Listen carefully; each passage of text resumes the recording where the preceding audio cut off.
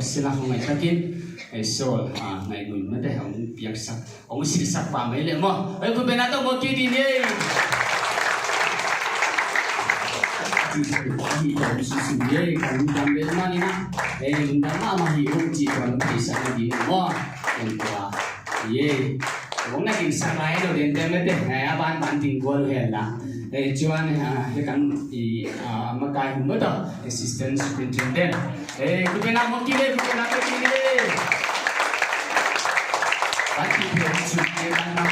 so của nó nha bên đây thì mình không biết tắt cái châu bè cái gì thì mình đâu phải success là mình đâu thì success không nghe ta xí ra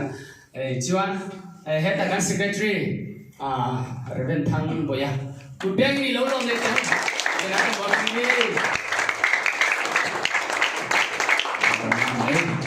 你干妈妈用几么种提升，来么些班上，昨天那些下忙什么，我们3点来班路比的嘛，干老累呢，干不老累，这样你都去吃什么？干能当钱干的，你说会来白天你当的就干白钱，你都去实施，些把些多给他给弄进实施，嘛，不变那都我给你他对。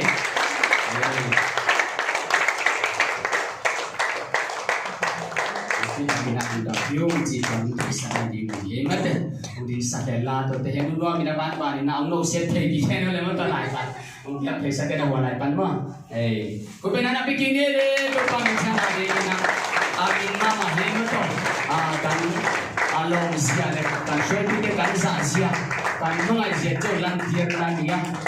Chung là cái này mà có lời phát bằng đó là ai rồi chúng nó ngày na già na ao mà đi đi đâu chơi sẽ là ta đùa đi tham gia làm sao nó sẽ là cái rồi nhưng ăn cái gì